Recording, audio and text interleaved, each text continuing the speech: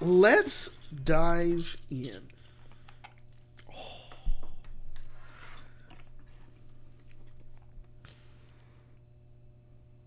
The concentration is amazing. The view from here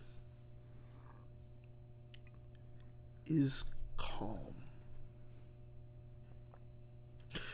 Both of you occasionally glance out the window, and you can see out the side of the dirigible in which you both are flying. A massive blimp, the side of which has a big logo that belongs to A-Y-E. He's from some show about some failed AI or something that was written by AI, but it didn't really work.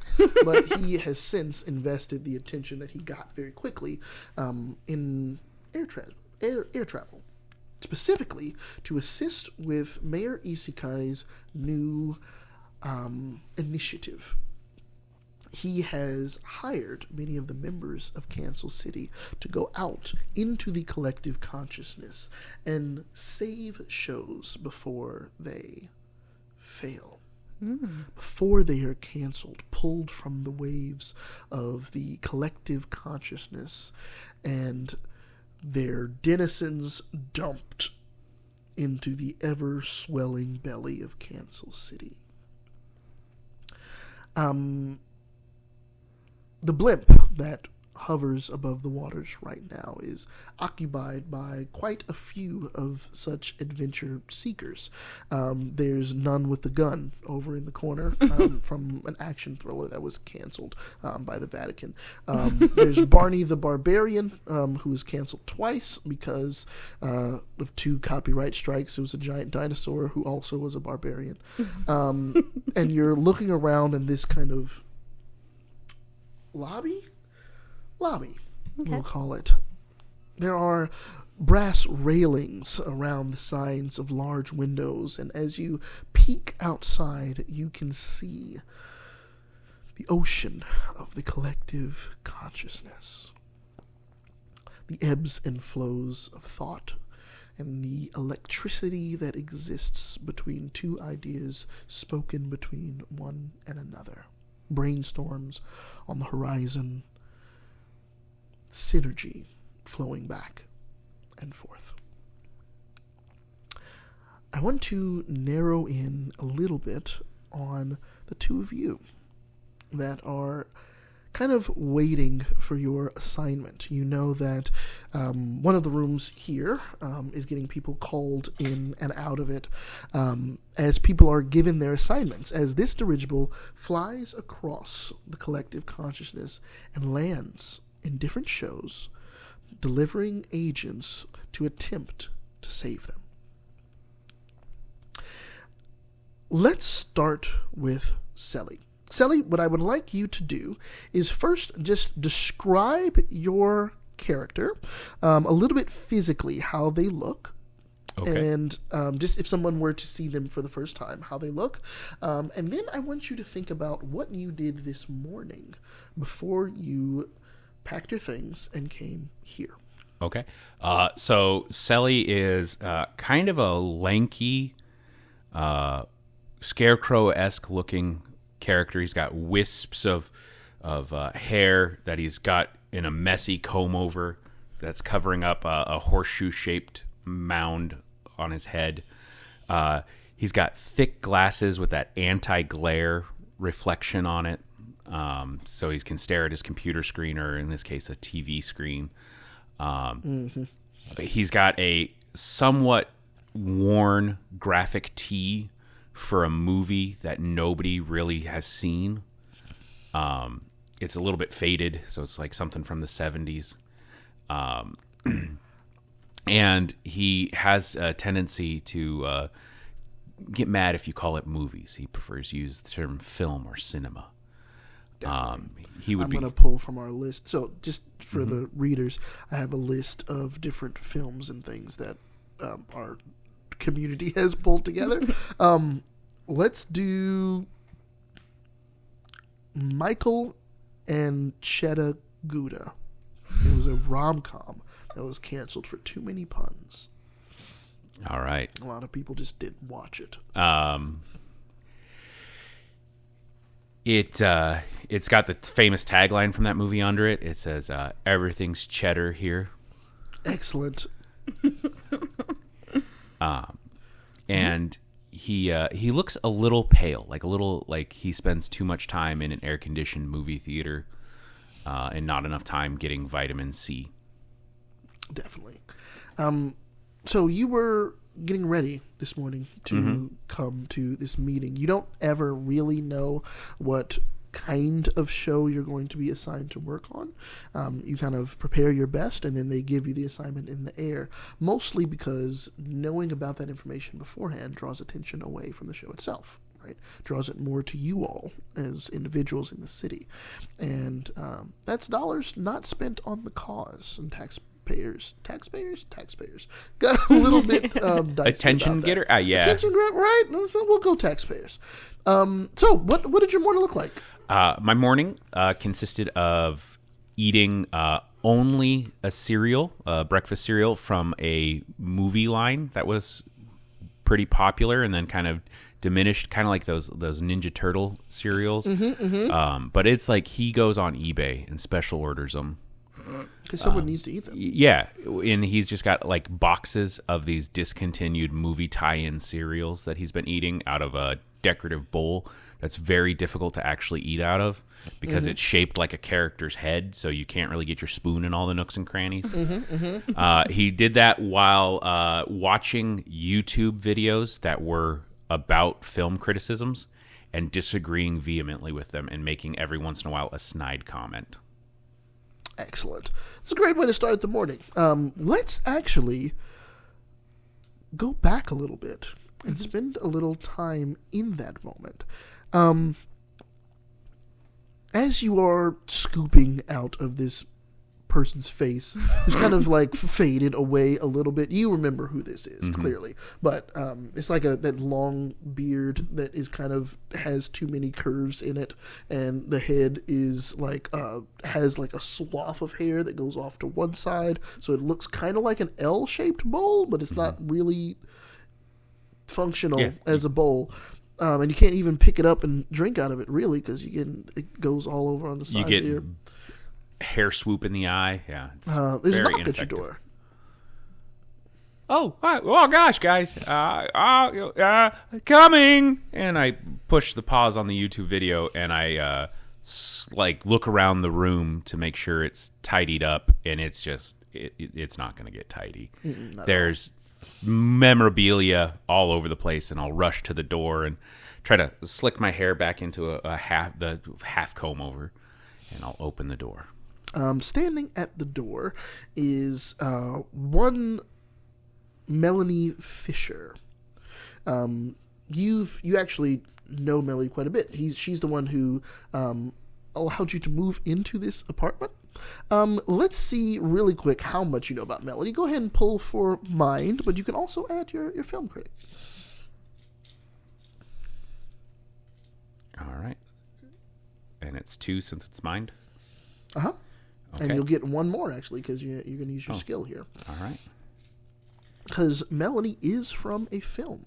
Ooh. Okay. So I got 1 heart and 1 mind and 1 failure. Okay, so 1 3. heart is 1. The correct is 3. Awesome. As you pull a 3, you know Melanie quite well. She seems a little bit distraught, and she seems a little bit hesitant to want to talk to you about something. But as she's standing there kind of shuffling, and she's holding a box in her right arm, you know that's her cat. It's from Schrödinger Live. It was like you watch a box and they never open it, and so you don't know if there's a cat in it or not, but she has claimed it as her own, and she believes there's a cat in the box. She is looking... Sorry. It's fine. It's funny. It's okay. So it's fine. good. So good. She holds the box under her arm, and she's looking at you, and he's like, celluloid, and you know something's up because she uses your full name. Gee, Miss Fisher, what's in the box? Well, I know we do this every time. It's very it fun. is or isn't a cat. Oh, I think there is. I leave food out. But well, Fisher herself, because you did pull pretty well. Fisher herself is from a film called Strike. okay. And the film was a mismanaged flop because there were two groups of people working on the film. One group thought it was a film about bowling, and the other thought it was a film about baseball. So it never came together all the way.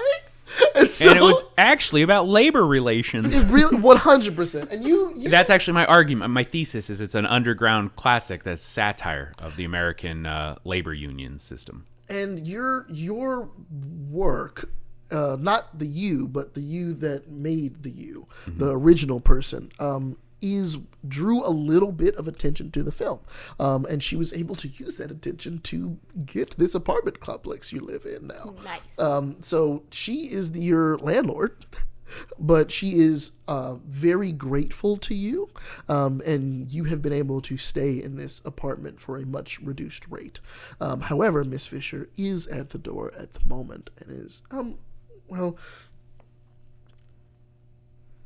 it's about the rent. Oh, geez, I'm a little light. I haven't been getting the clicks and but I'm working on something. If my clients would just, if one of them would just make it, I'd have that rent for you. I know, but I think you might want to. I'm sorry, maybe take less obscure films as clients. But Miss Fisher, that's how we met. Was you were a perfect postmodern deconstruction of the female labor force and how they were exploited vis-a-vis rolling balls at pins. Well, I know, but I also was really a really good catcher, and what I'm saying is sometimes you have to do a little bit of both, you have to, maybe not all of them should be,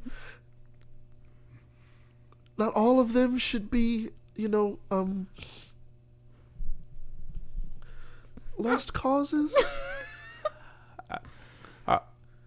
Are you implying that my work is unvalued in the cultural zeitgeist?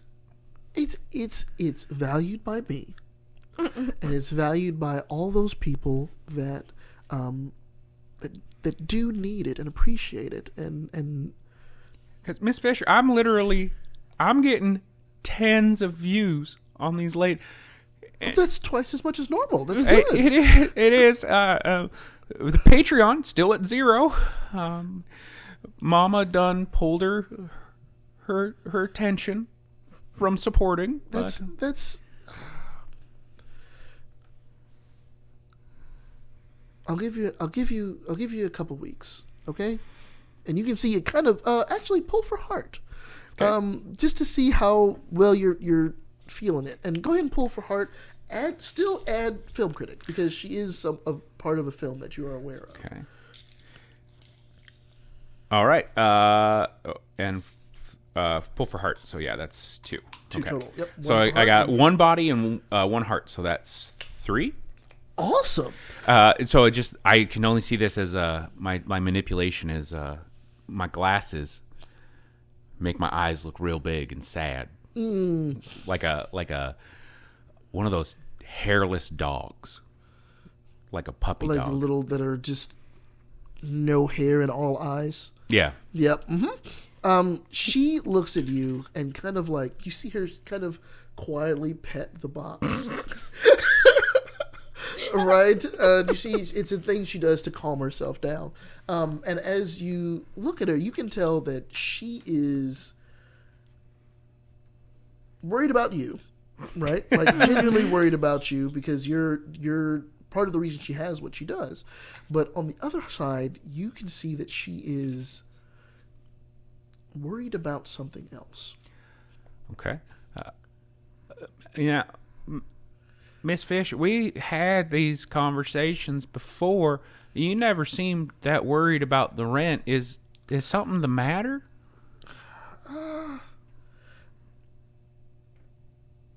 Well,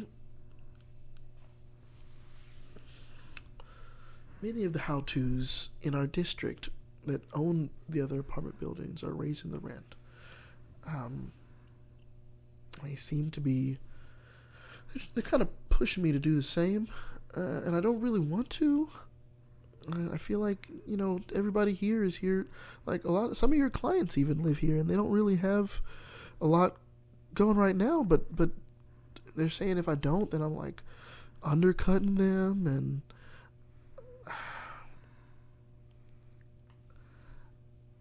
I want to make all those renovations they're talking about, and it's just kind of it's stressing me out a little bit. And I want, like, if I had a little bit, I'm trying to save up something so that I can kind of fight back a little bit. But that's kind of why I need a little bit more attention right now, just to, catch up and, like, subsidize it maybe a little bit, and maybe have a scholarship program or something. You can write up those, right? Like little housing programs or something like that. Yeah, I Miss Fisher, I am furious at those I hate to use this kind of those clickbaiters.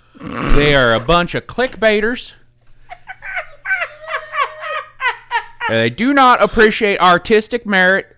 They just are out there doing their top fives and their what to do with an X-Acto knife and putty. And one of those guys, one of those baiters. Watch your language. Saw him. Watch your language. I saw him. He was just cutting soap. While some other clip played behind. And but you cutting pit videos, I'm feature length. You were a goddess of the screen, and they don't give you. You are an angel of film. Give me another heart pull. I want to see if you can. You're gassing her up right now. Give me a heart pull, and I'll let you add film critic too. Go ahead and pull 2. All right, that's 3. Oh, awesome. She says, "Well, tell you what. How about this? If I come into some money soon, I'll just work with you, and we'll make like I can formally raise the rent, but then I can also have the people who we know kind of have like a program, right? And then if you had the program, then you living here isn't going to be it's not an apartment expense, it's your office, right? And we can kind of work it. I think I can work it like that. Can I reach out to grab both of her hands, but it causes her to drop the box, and I instantly listen to see if the box made a sound? Pull for body. Okay. And we're going to do a thing that I should probably introduce as well. If you are running the game and you're a guide, okay, you do not make a different vessel for each character. Instead, you make one vessel, and that represents the world. And then you make different character sheets for all the different people. Mm-hmm. She actually has a 2 in body because she's an athlete. Nice. So we will pull for her and see how well she does at holding on to her cat. It's already one success. Or not his cat. or not her cat. She only gets 1 success, but it is enough to not drop her maybe has a cat. Did she name the cat just maybe? It's Shroy. It's probably Shroidy. Shroidy, I like it. But she does take your hand. She just kind of moves the box a little bit. Miss Fisher, it's not enough for you to just survive this. You deserve to thrive. You deserve your time in the sun. Everyone here that even tread on celluloid deserves more. I swear to you, I'll make this the best dang apartment. I'll pay all the rent. I promise. Just help me get my video seen. And you see she's trying to, whether or not that works out. I'm always glad When it works out. You'll have a place here, Sally. And she kind of pats your hand that's holding hers, and she kind of just locks her eyes for a bit, and you kind of see she has like slacks bowling pants but then a baseball shirt on top, and she's just kind of looking at you, and she nods and all right, and takes the cat and heads on out. Have a good day in your postmodern deconstructionism.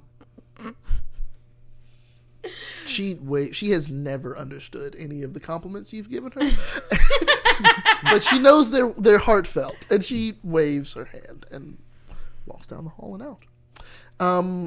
Let's go across the lobby. We'll pass by the little tray that has shrimps on it that you don't exactly trust, but They also got canceled. they probably did. They probably aren't super great. We'll pass by that platter and we'll go over to Daisy. Daisy, let's go ahead and just describe physically again, if somebody were to walk up and see Daisy, what would they see in this moment as she is also looking out over the ocean? So Daisy has like dirty blonde hair. It's not golden. It's not brown. It's just very like in between, and you wouldn't know how to totally describe it. And she is shorter in stature. She's probably like 5'2". She's curvaceous, but in different ways than not the hourglassy curvaceous. not hourglass curvaceous. She has potential to be va-va-voom. Voom. Her wardrobe does not support the va-va or the voom. Okay. A voomless va-va. Yes, exactly. So she's overall just kind of nondescript, but she radiates kind of this energy. Like, you don't know if you want to go up and talk to her or if you want to stay 10 feet away from her. Like, she's very like contradictory in your willingness to approach her. I'm going to say probably... Let's go to a time as you're looking and waiting for your name to be called. I want to go to a time when you are at your job. Specifically, probably Sunday, right? That's when you all are your busiest trying to get that Sunday paper out, wrap up things. Yep. And you planned on coming to this event today, which is Monday. So you are, working the best you can, getting the last of it out. I want you to... Let's kind of go back to that moment. I want you to just kind of describe what your now office looks like, your now cubicle inside of this company. And go ahead and describe the company as well, a little bit about what they look like and what their focus is. Yeah, so we're the local newspaper for Kansas City, and we are called the CC Review. And as you may know, my boss is a bear. He's not a talking bear. He's not a Yogi bear. He is not a polar bear. He's just a brown bear. And occasionally, I'm not sure who, but somebody ties a little hat on his head when he walks around the office, because clearly he doesn't have opposable thumbs. Not at all. And he's more of a figurehead, and I can't even have a conversation with him about when I need to take a day off. So at my desk, which should be the bigger desk because I do all the work, I have now had enough freedom from my original role on my TV show, not my TV show, obviously, not that I'm resentful at all, that I actually have 6 of my origami animals put on my desk, and I got paisley multicolored paper to do it. I didn't even use the recycled dot matrix printer paper. Good. So I'm feeling really good about my workspace. Like, it's got a little bit more personality. So when I get those rage moments, I'm able to like tap one of my little origami animals. My favorite is the red panda, but I also have an elephant and a squirrel and a platypus. And then the other two were just kind of like, they look animal-like. They're not, they were like... Not entirely... Yeah. You might not be done with them. You might come back later. They're like chimera-esque. Do you have like those like stuffy, you know what I'm talking about, like felting? Oh yeah, the like, little. That's on my list of what to learn. 100%. Yes, but when I need to calm down or feel happy, I gently pat each one of my 6 origami animals on my desk, and it soothes the inner beast. That seems to be riling up. Go ahead and just give me a quick mind roll. Okay. You can add reports, as you are just kind of looking through your, Okay, so I have 2 minds and 1 report, and so I am pulling 3 tags, and I got 3 successes. Well, what kind of success did you pull out? I got a skill. Okay. So that's 2. It's going to count as 2. Okay. And then I got a body. That counts as 1. 1. And then I got a P. We have what's the P again? Oh, why do you have a P in there? Did I get a wrong P? Yeah, you should have. We'll switch it out. M probably. Let An me see. M. Yeah, go ahead and take an M. Okay, so I 'Cause got I a haven't mind. given you any penalties yet. Yeah, You've not done anything I don't wrong. want a penalty. So if that most likely is a P, because I'm looking at the sticks over here that you. I haven't probably put in grabbed that the wrong attention. one. So that means that would count as a mind, which is another 2 successes. So 5. So 5 total. 5 total. As usual, you are very good at your job. All of the reports are done, and you are kind of just glancing through, and you see there is an email that was sent. And you check the email, and it was sent at a time that you know was during like high production time, right? Like right when you all are pushing the last bit out. And as you're looking at it, you're confident that whoever sent this email at this time knew you would not be here to read it as soon as it picked up. And you're pretty sure that's what happened in this case, because the email is from one, where is it at? Virginia Colebottom. And I instantaneously like go to pet my red panda, and I know that the rage inside me means I'm going to smush it, so I pull back. The subject line is "Hey girl" with 3 L's. Hands are gripped in my lap as I take a deep breath, and I'm like, okay, let's just rip this Band-Aid off, and I click the email. There is an attachment to the email. It looks as though it is a JPEG. And as you're reading it, you see, well, it's probably, she wouldn't attach it. It's inserted. Yeah. It's in line. Yeah. It's in line. And it's big. It's like one of those big it's like pictures the that she huge hasn't size. like. But it's a picture of one of your cabinets. Okay. And the cabinet is a brown mauve cabinet in your house that is that you have put on eBay to sell. I need that attention. And you hear her say, "Hey girl, I'm just checking in. I saw this online. It can't be right. I think somebody's pulling a prank on you on something, because I bought you this cabinet, and it came with the house that I was helping you have right now. I just wanted to let you know that I found it online, and I knew it totally wasn't wrong, because I have really good taste, and I know you do too. Love you." And that's the whole email. And I'm just seething in the fact that I feel like she's checking up on me, and not in like a kindness way, but in a how, and whether she knows it or not, because she seems like the type of person that is just always bubbly and whatnot, but she's not very self-reflective. And so I feel like she's just checking up on me in order to like keep a power over me.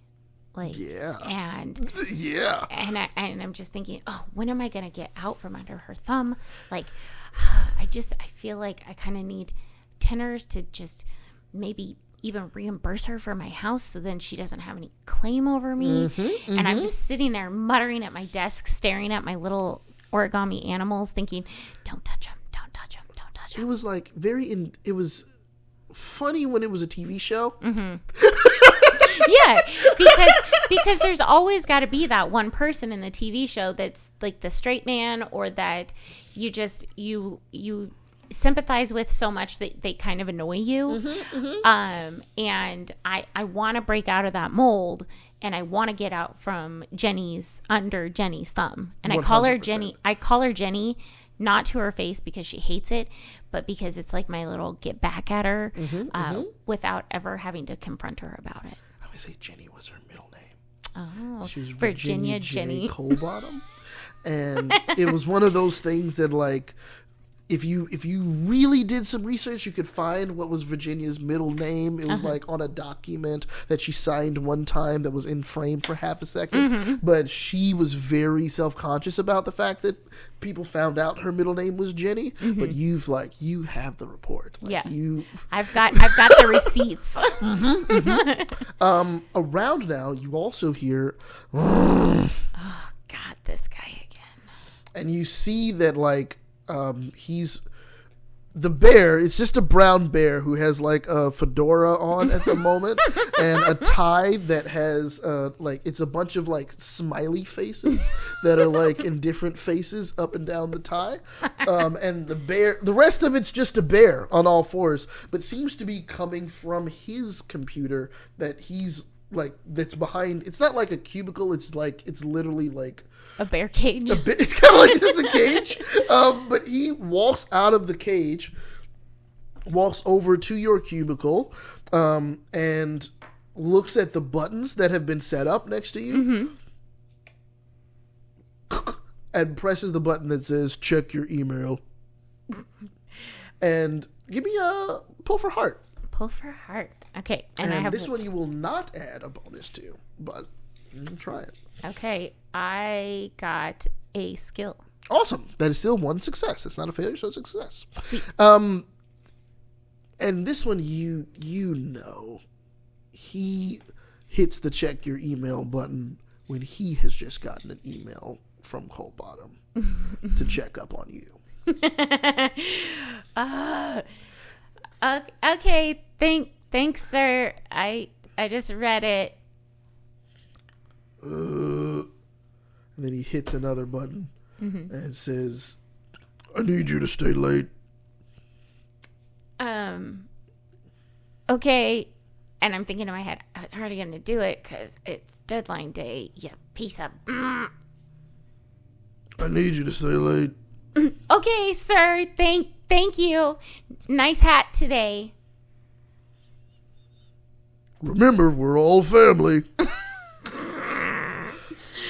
I'm just staring. I just stare at my red panda, and I'm like, red panda, red panda. And you know, tomorrow you have an opportunity to maybe turn this around yourself. And you stare at that red panda, and I'm going to have you pull for heart to see if you pet it or not. Oh no, I got a failure. And you reach your hand out ever so gently, press on the red panda's head, and the head just pops right off. Oh, and that I just like there's a little like I'm having to hold back tears. We'll cut back to the blimp. You boop too hard. I booped too close to the sun. I booped too close to the sun.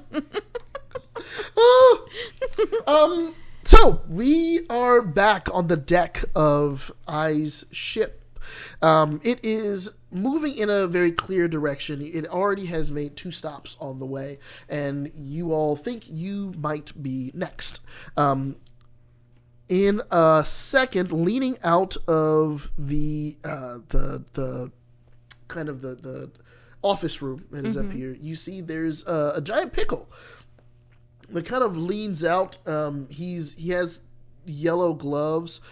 He was Pickle the Hungry. He was some sort of like very bad horror story creature. But he has since just gotten a job working for and for the mayor.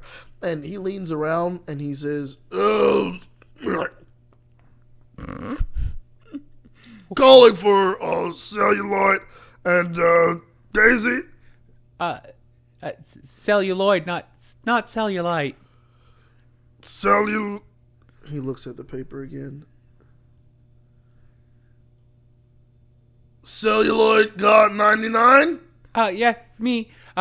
What's the big deal? I'm going to pull to see if he likes that or doesn't.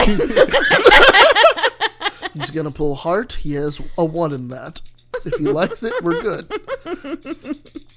I'm going to fight a pickle. You got a success. You got awesome. He leans out and he's... It's one he's never heard. I've heard it 1,000 times. It's funny every time. Come on back. I have on me a quilted a purse that's made out of old quilt fabric that's really long and like bucketed and has no structure. And in it, I reach gently into it and I pull out the head of the panda that came off. And I stroke it slightly because I'm stressed and anxious. And then I put it back in and I follow. And there's a small walk around the corner. He opens up the door, and you can see there's a long table in front of him, and he closes the door behind you all as you step in. There's a few chairs. They look like stools more than chairs. And you sit there not very comfortable at all, but that's what they can afford. I'm used to it. Yeah. No one gets you a good chair in your office. It's a shame. He leans over to you all. All right.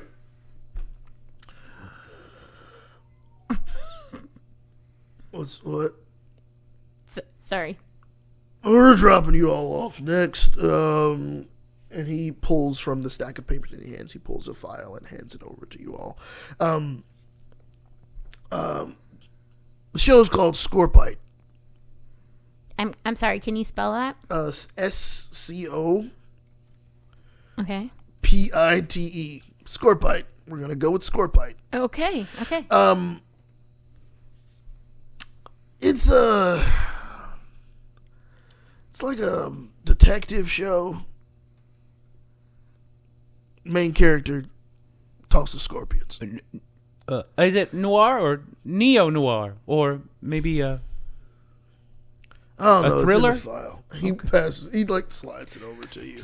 I just go immediately to the cast list. Go ahead and give me a actually pull from mind. Yeah, just pull from mind on this one. We'll have it just be mind for this one. And I'm sitting there while he's looking for the cast list, and I'm like, that's a file. I should have that file. You just whisper. 2 failures. Oh, Sweet.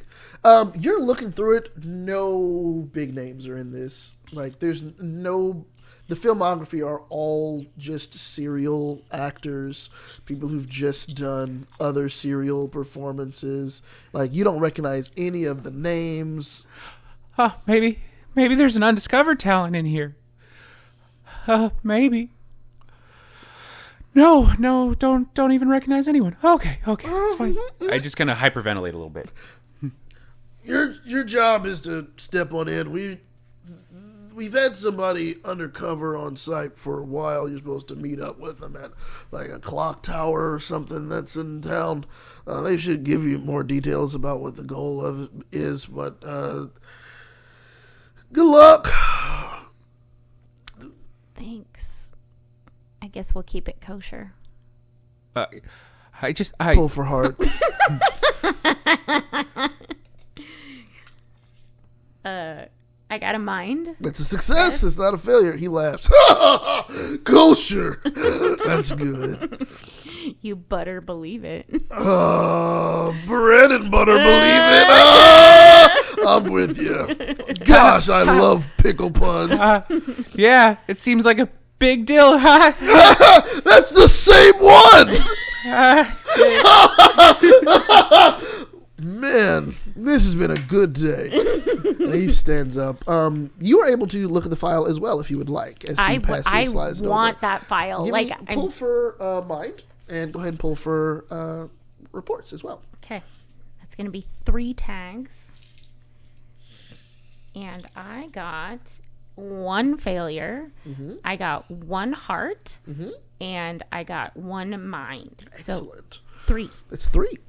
As you are looking through this file, you're kind of looking through and just kind of, he went right to the filmography. He wanted to know who was in it, and you want to know what has been happening and why people maybe haven't been liking it. And the first thing you recognize is that one of the main side character was killed off. And it seemed a lot of people resonated with the side character. He was like a bodyguard that was just really ripped and hot, and everybody who was watching was like, oh, when does Clyde get back on the screen, right? Because he was built like a brick house. Clyde is his name. Okay. And he was killed off. Okay.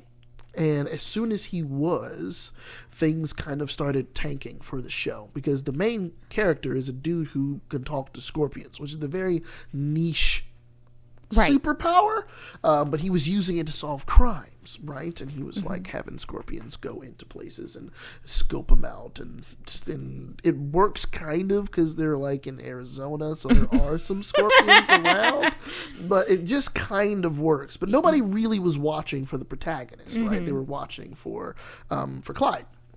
Fair. As you're looking through, you also recognize 3 other contingents have been sent out to do this job for you. And they became characters in the show with their aliases, and all of them were also killed off. And that strikes you as odd. It does strike me as odd. And so I relay, first of all, hi, I'm Daisy. Hi, I'm Celluloid God 99. You can call me Sally. Everyone does, even when I ask them not to. Okay, well, you can call me Daisy because that's my name. I've read through this file quite thoroughly, and I think that we need to be very cautious in our approach. Right, because they're new actors and they don't know how to do things. Right? Is that what we're saying? That's what we agreed on? I mean, if it makes you a successful partner, you can go ahead and believe that. I choose to. Okay.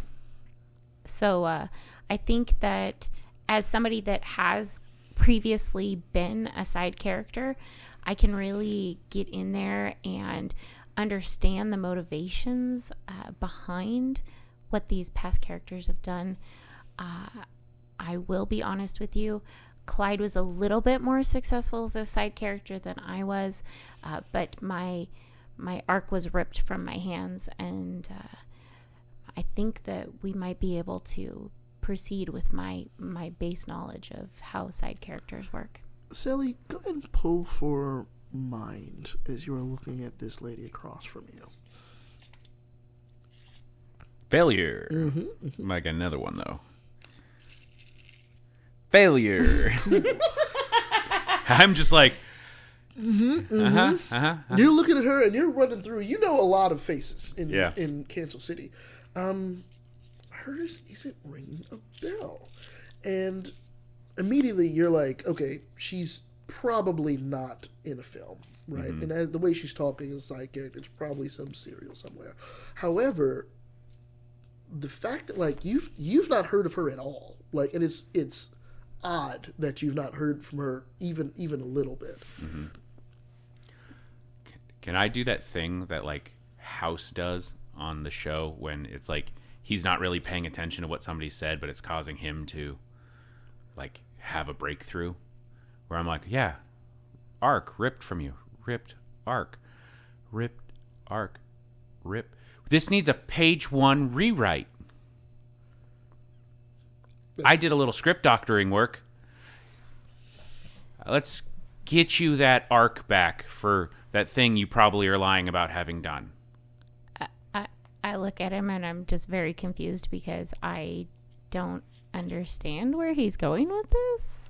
Also give me a mind. Let's see what you know about this dude. Okay. A failure. Mm-hmm. And a success. You don't know him exactly, but you do know Miss Fisher. Okay. You heard that Miss Fisher did have help from some YouTube person who got her set up. You know about Miss Fisher because she was, I'm going to say probably in one of your reports at your job, right? Like she probably was like a standout case and was newsworthy at least. Yeah. And so you recognize like she mentioned his name as the reason she kind of got her start. Okay. But that's what you remember of him. Somebody who likes to, help people. Mm-hmm. Okay. So you have a connection with helping people. And I have the knowledge of being a side character. So maybe we can be successful at this. Yeah. I think. And can I take the file from you and thumb through it real quick? Sure. Okay, can I see if I can get a connection between what all these dead side characters have in common? Can I look for like a theme? Like a 6 degrees of Kevin Bacon. Like not necessarily like they're acting, but like what was their character doing? Like, are they connected in some way? Pull from mind. Okay.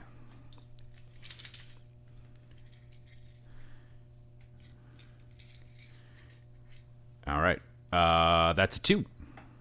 You're looking through all the characters that came in. You're kind of looking at them, and one of them's like, okay, this team, they tried to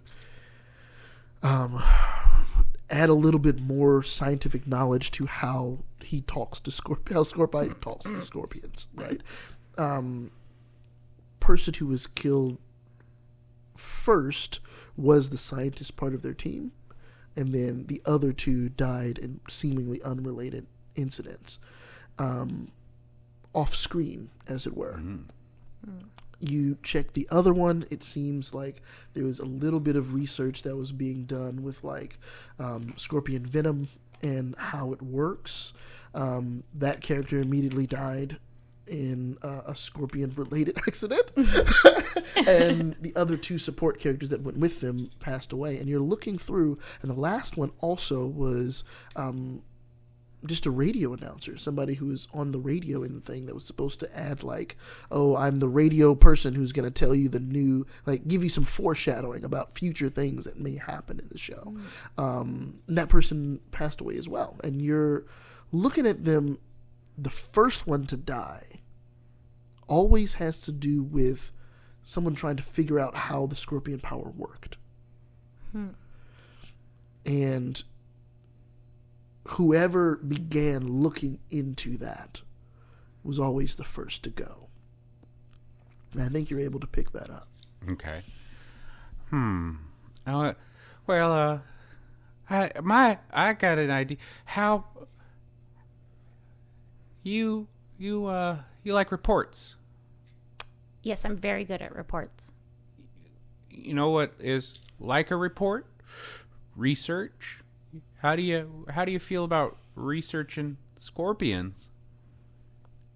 Has he told me what he discovered? He has not, actually. He has not told you what he's discovered. I